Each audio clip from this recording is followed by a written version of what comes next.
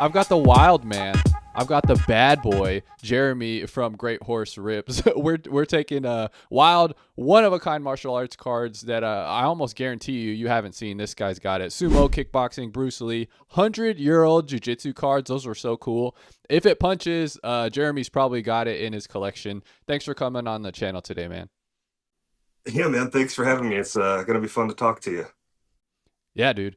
Before we get into all of the weird and quirky things that you have in your collection, because that's really what when I saw your channel and saw your Instagram, I was like, dude, this is such like weird, fun, different cards that are in the martial arts space. But before we get into that, I kind of wanted to pick your brain on like the modern cards and the modern products. And what are your thoughts right now on modern products, and what are your plans for them and with them in the future? Yeah, I mean, I want people on the YouTubes to like me, but it's a tough question to ask me because like I'm an old school guy, so anything new that comes out, I'm apprehensive. And it's just I'm not a big fan right now. Um, I thought Topps Chrome they did a good job with. Finest was okay, but everything else I was just not a fan of. Midnight, I don't like the design. I know a lot of people do, but I don't need like planets in the background of my cards and stuff. Yeah. I need action in my cards. So, but I think there's some good stuff coming up though. I think in the future that Topps is going to be able to do some really cool stuff for us, and I really do have hope for the future, especially like Stadium Club coming up. Yeah. Yeah, I'm very excited about Stadium Club. It debut product, action shots. That's what everybody wants. We Yeah. hopefully get some dynamic images. Also, the some of the goofiness of the design leaks that I've seen personally, I really like the throwback old school vibe. So hopefully Stadium Club can really hit with some people. Dude, I'm just so scared that they're gonna disappoint us. I'm just so scared that Yeah, the oh, pattern. like they're so like they have like so much footage they can use it. Yeah. I mean, I don't know how much like money they're spending on their marketing team over at Tops and like putting all this stuff together in designs, but Right. I mean, they need to put a little bit more effort in for to get my dollar personally. Yeah. So let's screen share real quick. So I saw you ripped the 24 tops Chrome. So like what Yeah. made you like that product? Was it just debut Chrome coming back and you were hyped about it? Did you enjoy the rip? Did you enjoy the product? I mean, it's the same reason why people watch these stupid remakes of these movies now, you Yeah. know? Like it's just nostalgia, and I was so excited for like I wanted like the nice like space on the card that the old Topps Chrome had. Like, I don't like Conor McGregor, but that what is it, the Topps 2018, that iconic picture of him in the stance.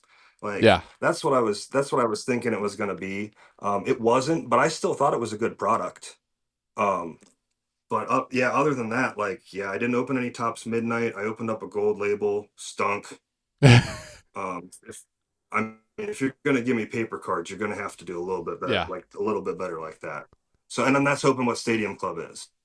We've moved locations. Jeremy is now in a undisclosed location outside in a beautiful, it looks beautiful over there, man. Hope you're enjoying the day. But Jeremy, you don't just collect UFC cards. You also collect random, awesome MMA and just martial arts cards in general. And when I was looking at your page and I watched this video of your rip, I thought these were so awesome and so hilarious. So tell us about these sumo cards. Yeah, man. I've been watching sumo for a couple years now, and it's a lot of fun. Yeah, these sumo cards are great. There's a really small set, so like for collectors, it's not very hard to build a set. You can build a set within, if you buy a couple boxes. There are autographs. I did pull an autograph out of this box of Goshoru, which is not the greatest sumo player out there, but he's still pretty young, so he can come Nice. into something. But He's got um, potential. yeah, yeah, it's fun. I love most of the Japanese products. Hmm. I think as far as quality control and designs, they do a lot better of a job.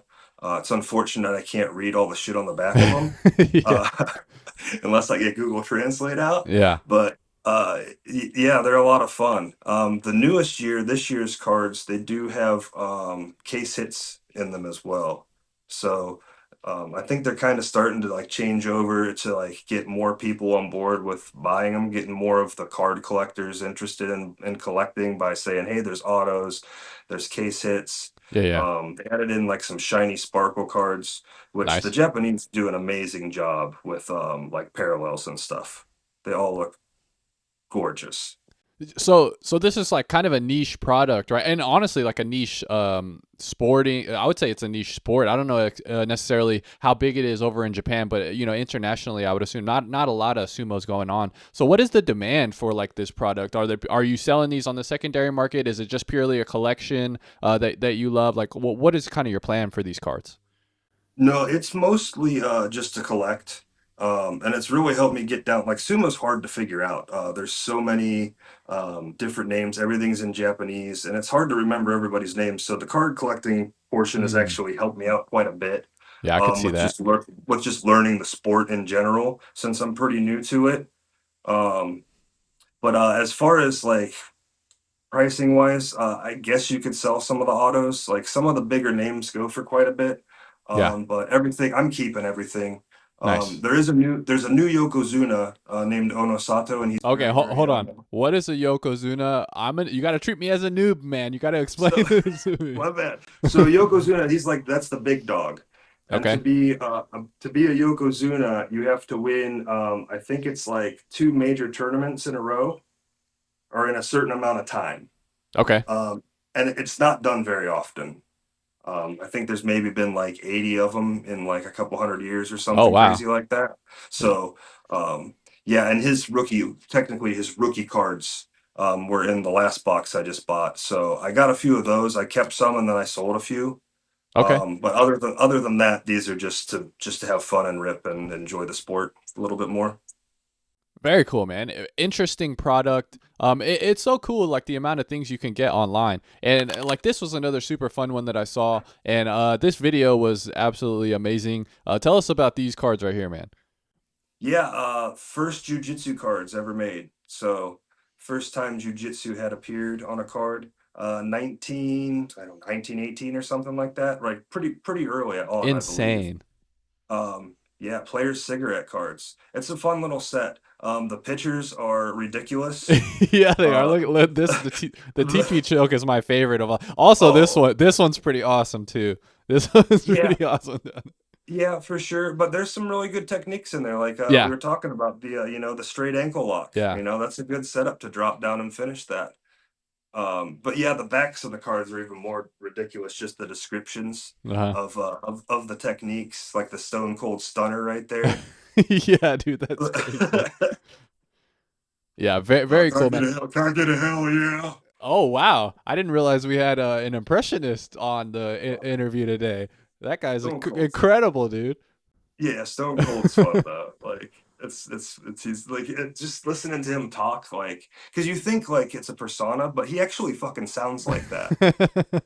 You He's know? not acting. That's really him, man. That's really Yeah, him. I went down to the damn grocery store today and bought some Apple Jacks. Like that's just how the dude talks. Yeah, that would be interesting. I don't know if I would love that in person or if it would get old very quickly. So it would Having be dude, it would have to be like a pretty obnoxious eventually. yeah.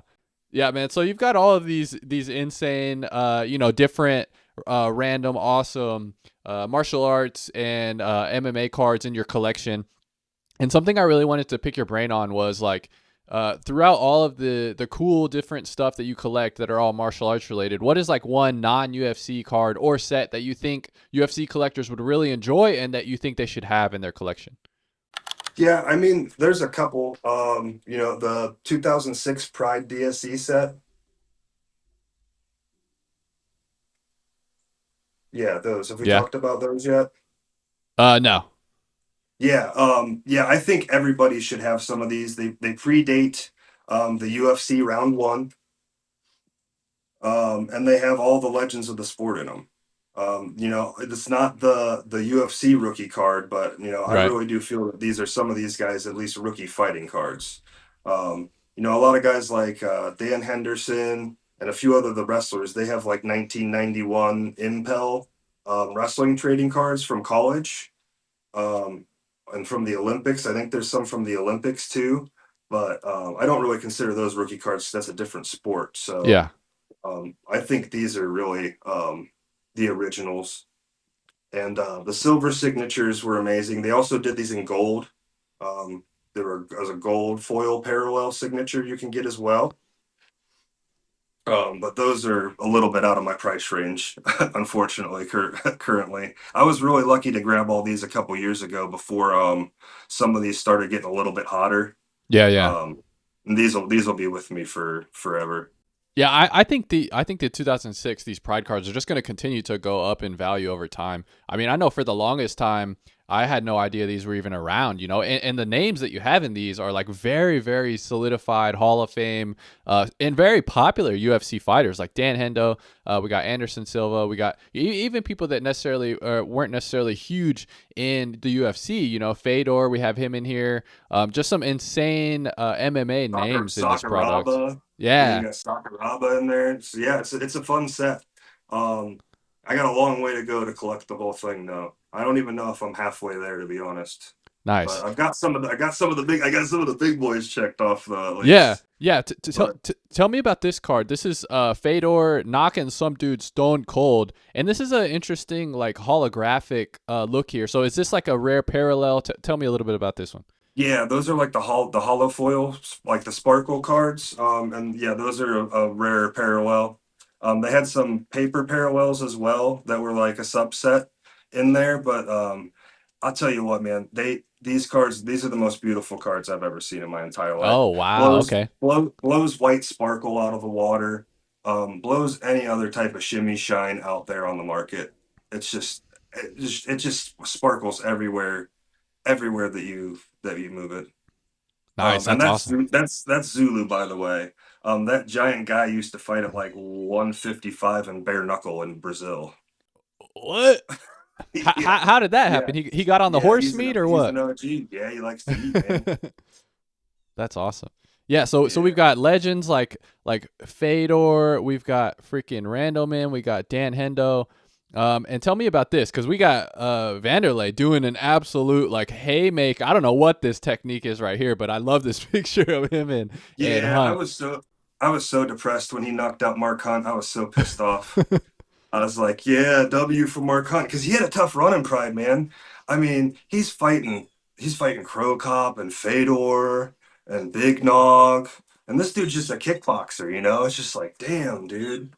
So, but yeah, that's the pictures in this set. Some of them are amazing. So they did a really good job with the Mhm. photography in this set as well. So I mean, it just checks all the boxes for me. Yeah, Um, and really good grades too, like 9.5 on a 2006 product. Like you were saying with the Japanese just doing a good job of QC and manufacturing. I mean, that's in the pudding right here. 9.5 on these old school cards is pretty sick. Yeah, well, I think if these were bought Japanese, like originally people open these up in Japan, a lot of the people protect their stuff a lot. They're a lot more respectful with everything, I think. Right. So I think they just protect things much better too. Are you a huge Mark Hunt fan? Because I see you got this one too. Yeah. Yeah. He's probably my top five for sure. I love kickboxing. I grew up watching kickboxing, so most of my top five is going to be kickboxing. Andy Hug, Mark Hunt, Crow Cop. Yeah. So speaking of kickboxing, tell me about this, man. Tell me about these. What are these cards? And look how massive Bob Sapp is. I remember being young and like not knowing anything about MMA at all, and I just saw like a YouTube video of Bob Sapp, and I was like, no one is ever gonna beat this guy. And then I watched him fight, and I was like, oh my gosh. Yeah, he gets sleepy. He gets sleepy really fast. He Yeah, gets dude. tired real quick. And then like he started to realize like, hey, if I just ask for like the same amount whether I win or not, and Yeah. then I just go down in like 20 seconds, like Hmm. I still get paid a lot of money. Yeah. That's a good businessman right there. He's getting paid for the shortest amount of work possible. Yeah, I still have nightmares about him slamming Big Nog though. Just terrifying. Just picking Big Nog up and just dropping him on his head in pride. I mean, Like he's a big, strong guy. There's no denying that. He was absolutely massive and probably on every anabolic steroid known to man at the time. all the steroids. All of the steroids. Yeah, so tell me about these cards. They're I'm guessing a kickboxing card with K1. When did you get these? Why did you get these? And why are they collectible and sweet? Yeah, so I would say for anybody out there that's a UFC fan that's looking for a different product to buy, I think K1 Kickboxing, out of all the products I've ever opened, I've had the most fun with. Nice. A lot because I grew up watching kickboxing, so like it's nostalgic. I watched all these guys fight each other for years and years, because it was a pretty small group of them up at the top of the heap there for a decade or two. Yeah. So you got to watch these warriors just battle each other over and over again. And just opening those cards, I knew everybody already. That's where I started before I even bought any UFC product, because there was so much when you figure out there's UFC cards and you start looking for stuff. I Yeah. mean, you don't know where to start. So I found some of these, and at that time, this was probably 3 4 years ago. It was still very reasonably priced. It was super cheap compared to now. So I bought a couple boxes of everything I could find and just started ripping those, and that's kind of how I got the bug. Um, but yeah, these cards in particular are absolutely amazing because this is fight worn stuff. So the Bob Sapp is fight worn boxing glove, Oh wow. and on the back it actually will tell you the date and who he fought. That's sick. Um, yeah, and the Peter Ertz is hand wrap. Hmm. His hand wrap under the boxing glove from a certain fight. So you're talking about fight not just fighter worn, fight worn Right. Fight used. Yeah, relics. that's Fight really where the used magic is. Yeah. relics, which Uh-huh. is that's what I want. Like, Yeah. could you imagine if Tops came back out with like what did they do? The tail of the tape with the bandage in it, or the ground and pound with a piece of the mat and the tape in Yeah. it? Like they could do that and it Yeah. would be amazing, but oof, yeah.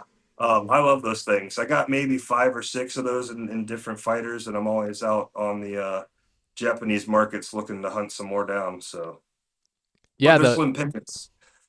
Yeah, I mean, for good reason, right? Like when we're talking about relics and collectability, like the story involved with whatever the memorabilia is really the main driver of the card. What makes it special? What makes it collectible? So for these to be like fight used, that's really where the magic is. And like I opened my midnight box yesterday, Carlos Prates. RPA, super sick card. It's got the canvas on there. I'm like, oh, what fight is this from? Turn it around, not any specific event. And I'm like, he probably didn't even fight on that canvas. So it's like nowadays the relics they really have just lost the way. And I completely agree they could do this. I think it's logistics, but like just make it a small print run, make it 5 or 10. It's going to take more time for you to manufacture. I understand that, but like give us the coolness, give us the history, make it happen, Tops. Dude, I'm really sorry about your card, by the way.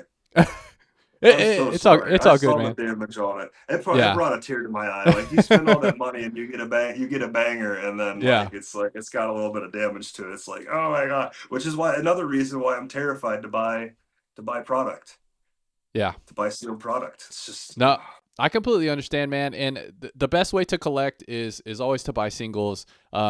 We touched on it briefly about like the modern products and the issues behind those. But another thing that I noticed when checking your channel out was this. And tell me about this. And when I watched this video, it was so fun to me. And I think this kind of mixes a good amount of like just interesting things that I'm passionate about with like movies and martial arts. So tell me about this product and what kind of luck you had with this.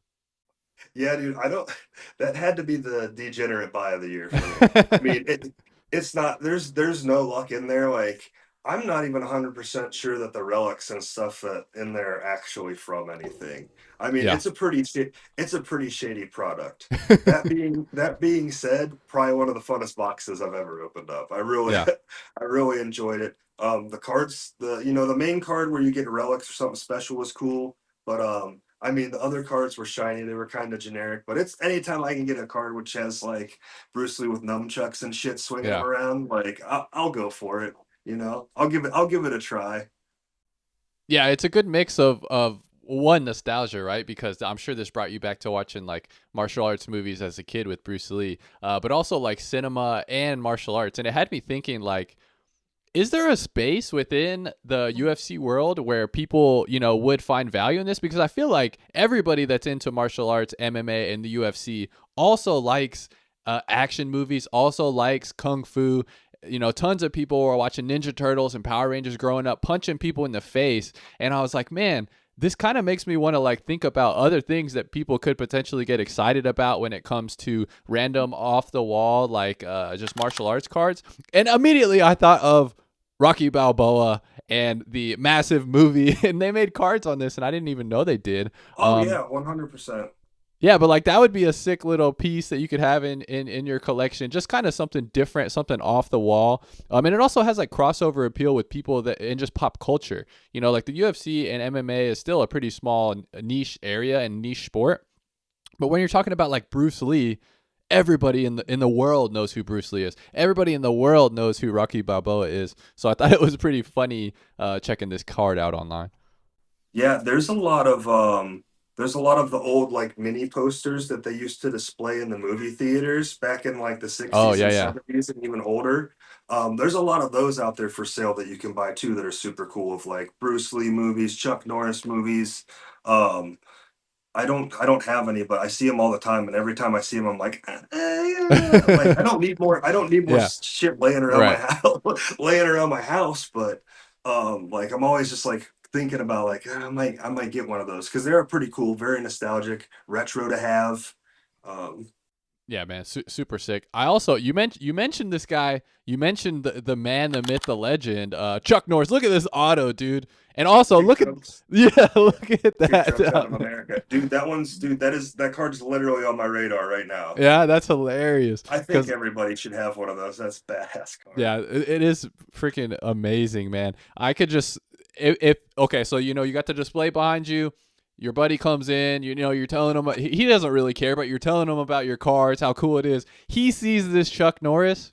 Anybody who sees this Chuck Norris in your display case is gonna love it, and it's gonna be their favorite card. I almost guarantee it. This was so hilarious and awesome to me when I saw I it. mean, they even got the lighting and everything on it perfect. Like, Yeah, look at that thing. Like, it couldn't be any better. it's in the glamour shots. They were in some photograph studio. Chuck Norris is just getting limber, stretching in the background with his Um, mustache and perfectly coiffed hair. the only problem with that is I could use a little bit more chest hair, Yeah, dude. just a little bit more. The first time I saw that scene where Bruce Lee rips out the chest hair of Chuck Norris, I honestly thought it was like a spoof. Because I was a little older when I saw that. I was probably like 12, so it wasn't, it was maybe 20 years ago. I was like, is this like a comedy thing? He rips his chest hair out, and doesn't he blow it or something funny like that? Yeah, and I tell you what, Bruce better be careful with that because I'm not quite sure Chuck couldn't have kicked his ass. Chuck was a legit bad motherfucker, man. Like, Yeah. he was a world champion in kickboxing. I mean, you see this. I see this right here. I'm gonna be leery about messing with that person. You got that hip mobility. He's up on the toe too, so he's got good rotational technique. If he's throwing low kicks or body kicks, I'd be worried Well, about it. yeah, and this is even before he was working on that machine he had with like Cindy Lauper or whoever it was. No, it was who was it? Kathy To- Ireland. the total gym. You want to get Oh, yeah. you want to get absolutely ripped. You go ahead and buy yourself a total gym off Facebook Marketplace, and you're gonna be shredded. And I guarantee you, in 6 months, you're gonna be kicking like Chuck. Dude, Chuck Norris is like 700. It works. It works. Uh huh.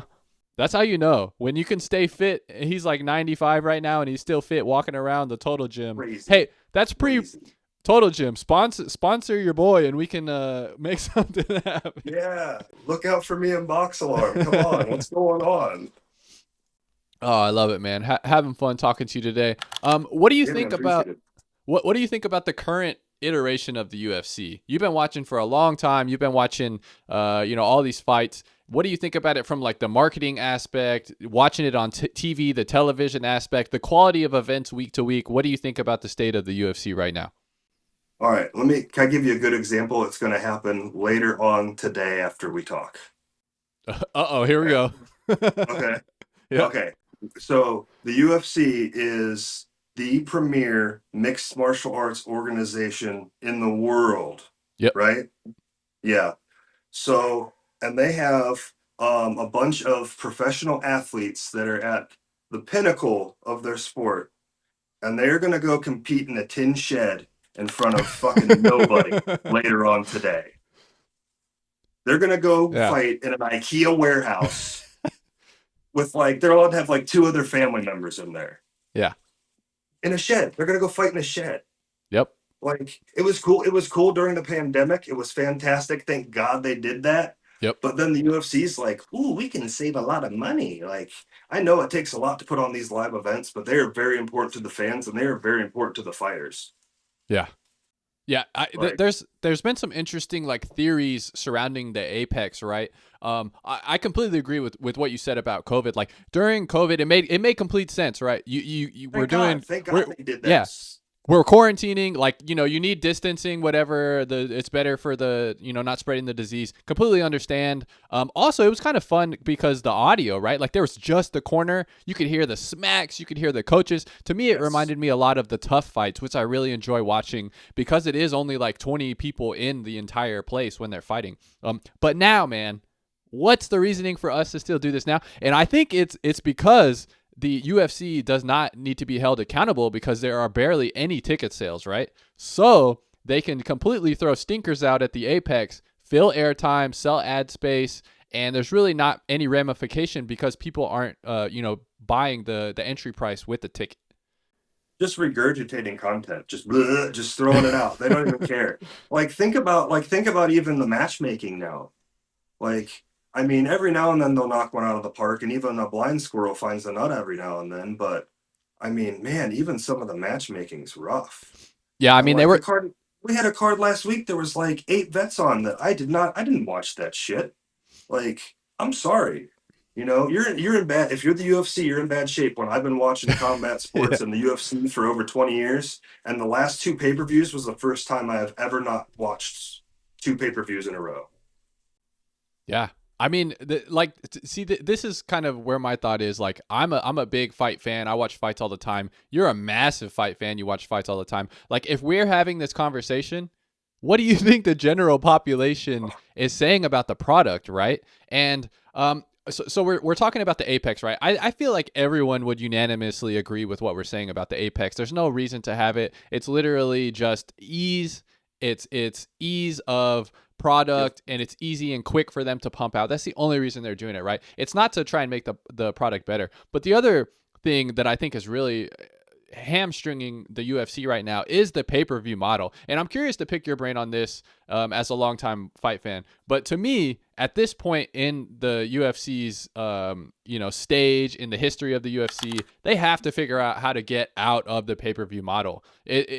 If you want to be mainstream, you need to broadcast like the other mainstream sports are doing. The time of the matchups. Long are the days of me, a 33-year-old man, staying up till 1 a.m. and then the next day being productive, right? I just can't do that anymore. And there has been times where I have wanted to watch fights and I've literally been like, dude, I'm tired from work. I'm tired from doing all this stuff. I can't stay up this late.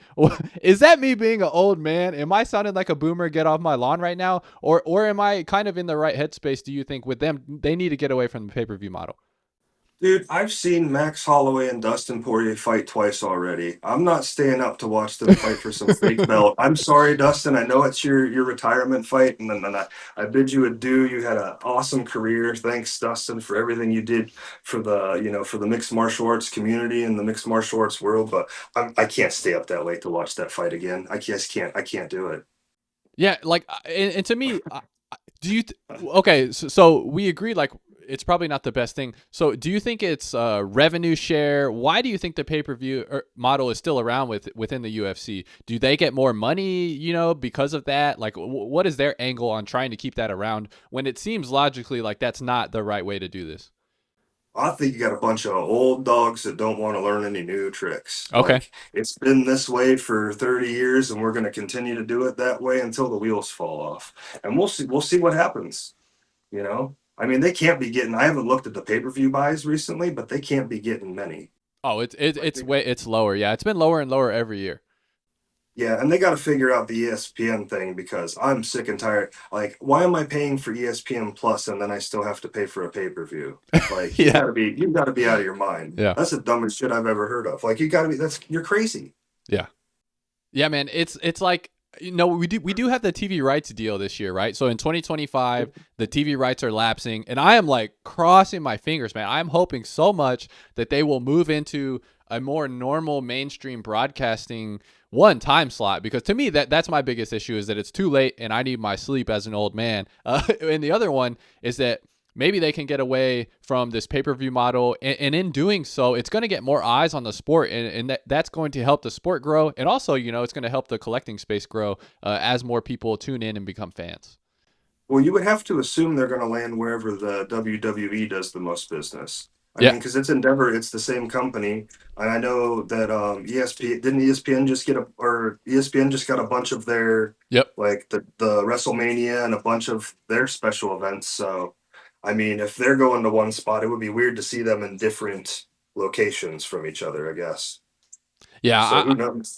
dude, I'm crossing my fingers we can get out of this pay-per-view model, because at this point, I really think it's doing nothing but hurting the UFC continuing to grow. And dude, not to mention the amount of people that are illegally streaming nowadays is astronomical, and the prices of the pay-per-view. We didn't even touch on the price point of pay-per-views. It's like, $60 to $90 depending on the event.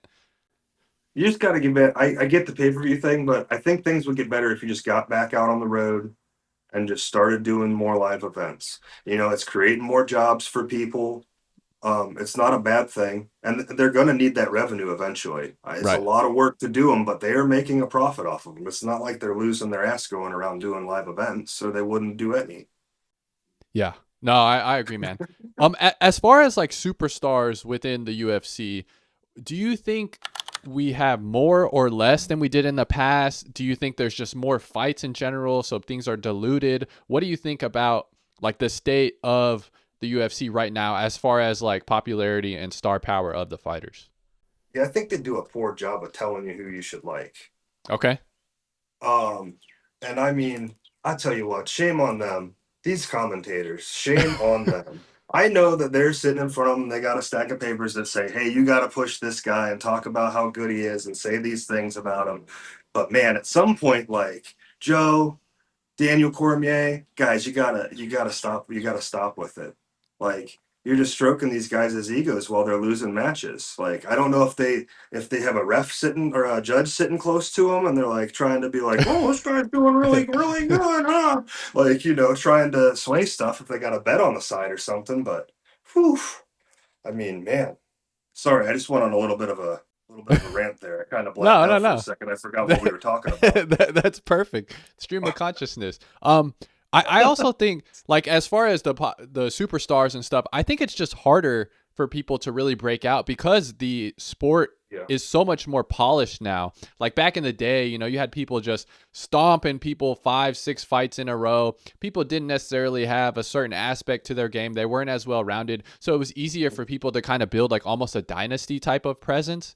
Everybody is so good now, Jeremy, that it's like Yeah. it's hard to get a win. It's hard to get a win by decision. It's hard to get a win, period. And I think maybe the competitiveness within the sport is just, since it's at an all-time high, people are a little bit more reserved when it comes to trying to finish. They're maybe a little bit more reserved when it comes to trying to impose their will and their game plan, a little bit more conservative in how they fight. And maybe that is kind of coming into play with like finishes and knockouts and just the hype within the UFC overall. Yeah, so everybody's at a much higher level of skill, and the UFC is still doing a poor job of promoting anybody. So it's literally up to those guys themselves and these young women themselves to promote themselves and get themselves out there to make themselves popular. And then sometimes the UFC might hear about it and then notice and start helping them out a little bit. But like, you're not gonna get the UFC promoting you anymore and getting you sponsors and commercials and you're not going to be getting the Toyota tire commercials and shit any like the Michelin tire commercials like Forrest Griffin and those guys were getting. You're not going to get that nowadays. If you want to go out and make yourself popular and be a star, you're going to have to do a lot of work yourself. I mean, Ilia Topuria has done a great job of that. Yeah, Um, I know the UFC did want to push him, but I mean, I think he's a star because of his fighting talent, right. and the job that he does. Not so much on the mic, but just promoting himself. Yeah. Yeah. Ilya is a great example, man, because I feel like not too long ago, people were kind of in the middle on like, am I supposed to like Ilya? Like I kind of don't. I remember seeing a lot of people say, they love to regurgitate the line with multiple people, like, oh, this guy's a Connor clone. Like anybody that is very confident and that says they're going to do something is kind of like a Connor clone. We've heard it about Ian Gary as well. But I think Ilya is a good example of somebody that just goes out there, is entertaining, gets finishes, and like at the end of the day, that's what we want, man. We just want to see badass fights. We want to see these amazing athletes do what they do at the highest level. Yeah, I don't have a mind. I don't mind having a guy that's really good that I don't like because he just crushes my dreams and hurts all my heroes. It's fine. It's fine, Yeah. and that's fine. It's fine. It's no big deal. Yeah. Screw that guy. He hurts my heart. You know. Oh, we got an Ilya hater in the house right now? No, no, I love him. He's fantastic. It's just like, why you got to beat up all my homies? Like, Yeah. come on, man. That guy's good, dude. That guy's good. Yeah, he's amazing. And he's doing it at a rate that we haven't seen very often. And I am very excited about the future and to see what he does, in the next fight in particular. And then maybe even if they can book that Islam super fight, if Islam wins, which is a big question mark in and of itself, because he is going to be his first time at 170 and JDM is a hard guy to put down. Well, Ilya's got one up on everybody because he's got that fucking death touch, man. Yeah. If he touches your chin, it's a done dollar. Like, and other people need 3 or 4 of those. Like he just needs one. And God forbid if he's relaxed and he gets 2 or 3 on you and he's off balance a bit. Like, you're still hosed. And I don't even think we've seen a whole lot of his ground game yet. He looks absolutely fantastic as far as grappling and in scrambles. He does a great job at scrambles. His jiu-jitsu looks pretty slick. And his jiu-jitsu wrestling, like I said, anytime I've watched a clip of him training full clip, anytime he's in a bad position, he's getting it, initiating a scramble and winning it. So nice, man. What are your thoughts on? I haven't really talked about this much, and I to be honest, I haven't researched it a ton. But what are your thoughts on like fighter pay and what the UFC should do? I've heard some people say, that it's not as big of a deal as people make it out to be. I don't necessarily think that to be my opinion. So, what's your thought on the fighter pay in the UFC? Yeah, you get paid what you're worth, and if you think you're worth more, you should show it. That's what I think, to be honest. I mean, these guys are they're prize fighters. They're independent contractors. If you want to make more money, you got to make people want to come watch you fight. Okay. That's your job as a fighter. Yeah, I mean, you get what you get, and you don't throw a fit. You know what I mean? If you don't, you earn what you bring in, man. And if you don't think you're getting paid enough, then you need to do a little bit more. And I'm not just talking fight wise, get out there and work on your social media presence. I know I don't care about my social media presence. I should probably do more. But like, I'm just not worried about it. And it's not something that's making me money. Right. Fighters used to just be able to be like fighters. Now you're a business. So, and you have to treat yourself like a business, and you can't just focus on fighting, unfortunately. There's this whole other aspect of the internet now that you have to worry about. And that's got to be a big source of your income, not just what you're making fighting. So, anybody that complains about their fight pay at this point, they should go back and fight 20 years ago for 500 to fight, 500 to win with no sponsors. And I mean, there's nothing. You're just fighting because you wanted to fight back then. Okay. What would you say to someone that would counter with like in any other major sporting organization, social media presence means nothing. You still have like a very livable salary as a professional athlete in your sport. Well, I mean, and that's fair. I mean, there's a lot of guys out there that aren't making the millions and millions, but they're able to feed their families now. Yeah. A lot, like back when I was doing martial arts and was a young man, like I never thought for a second that at any point in time in the history of the world you would be able to make a living doing anything other than like boxing. You know what I mean? Yeah. Yeah. I guess my deal is, while I don't think it's necessarily a huge problem, because we do see it from the middle to high end, I think the pay is okay at this point. We're seeing guys getting paid, 150,000 to fight. We're seeing the big dogs get millions to fight. But when it comes to like an up and comer, your first fight, you are a professional athlete and you're getting, 12, 15. To me, you are not even a full-time employee at that price, especially with nowadays like inflation and stuff. I just wish they would do a minimum cap with a livable salary where you could fight maybe we put it to twice a year, and then you're actually able to survive and be a professional athlete and not have other jobs. I think if they just did the bare minimum of that, I think you would basically solve the whole issue. Yeah, I mean, when you get down to it, though, everybody these guys are still prize fighters. Like, they're still independent contractors. So, I know the UFC a lot of times treats them like employees, and in their contracts treats them like employees, but they're not supposed to be. Um, so I don't think that they have any responsibility to do anything like that. I mean, I guess it would be nice if you wanted to do it, but these aren't employees of the company, even though they're treated as such. They're prize fighters. They should be able to go. I don't even like the contracts. They should be able to go fight anyone, anywhere in the world, in any Mm, organization, anytime they want. They're an independent contractor. yeah, that's a good Therefore, you point. should be able to go seek money wherever the hell you want to go. Yeah, that's an interesting point where the UFC is kind of getting the best of both worlds there. They have somebody locked in with that cannot fight anywhere else, but also they're not necessarily Yep. under the umbrella of that corporation, which is kind of a weird gray area, and they're definitely getting the benefit on that. Yeah, it's how you make a lot of money. Get people locked in, and if they are unhappy and they don't want to leave, you make sure they can't leave. And you just put them in a chokehold until they run out of money and they do what you want them to do. Sad. Yeah. So I guess how do we solve that issue? Is there a way to solve that issue? Is it and what is it going to take to even address fighter pay at all? Do you think they have to unionize? Do you think there'll be enough societal pressure if eventually everyone can come to an agreement, or how do you think it plays out? It's just going to take time. I think it's just going to take time and more money. Like maybe 20, 30 years down the road, we can talk about some sort of union in the sport. But even that's gonna be hard to do. That's Yeah. confusing. And Yeah, and anybody everyone would that's have to be trying on the same page too, which is probably not going to happen. and to be honest, I'm not going to say any names, but the majority of people that have came out and said that they want to do something for the fighters and start some fund or some league, it seems like maybe they have been just out to make a little bit of money themselves, Mm. unfortunately.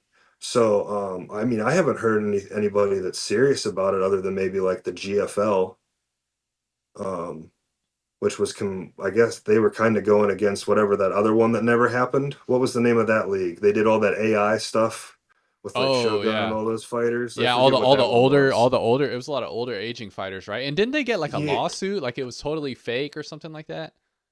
well, that was all AI. The draft, they did a draft. The draft was fake. I mean, I'm on a Discord, and a couple of people looked into it, and they said that they like their license for their website and their trademark had expired. Whoa, okay. Like they didn't even go as far as to like renew their license their Not even licensing, trying, dude. They're not even trying to do it. which is hilarious. Yeah, they're So totally faking the funk at that point. yeah, this lawsuit that the UFC, the antitrust stuff that just came out, it's pretty crazy, and it looks like there's just going to be more and more of it from them. So they're going to have to step their game up because they're going to need the money because they're probably going to have to dish some more out to individual fighters that are going to go ahead and file themselves instead of in a large group. Yeah, interesting stuff there. I should dig in and look into that more because I haven't really been up to date on that. I did hear that like certain fighters are getting like 200,000. Is that right? That's the word on the streets. Yeah, yeah, I think so. That's a lot of money, man.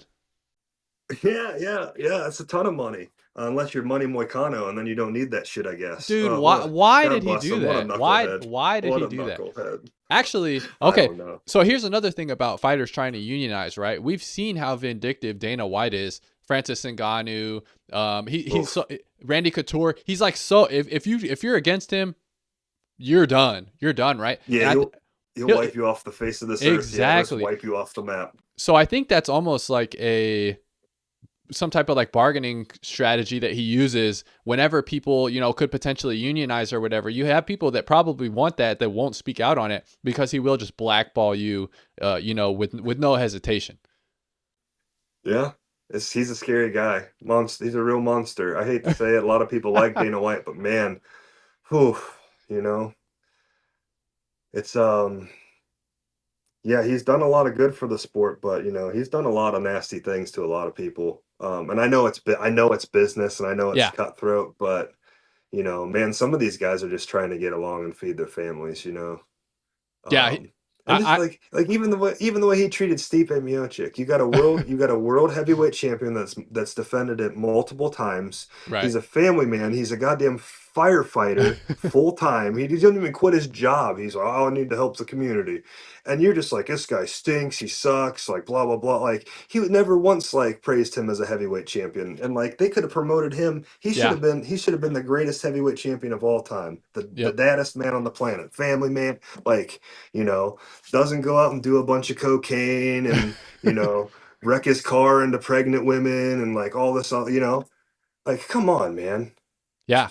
Brutal. And an incredible fighter and very exciting, you know, a ton of finishes in the heavyweight division and a lot of longevity. I'm completely with you about Dana White. I think he, you know, everybody, it seems like a lot of people that are super successful kind of have the dichotomy of like being extremely cutthroat at times in order to get where they want to go, and especially with the business and like monetary wise.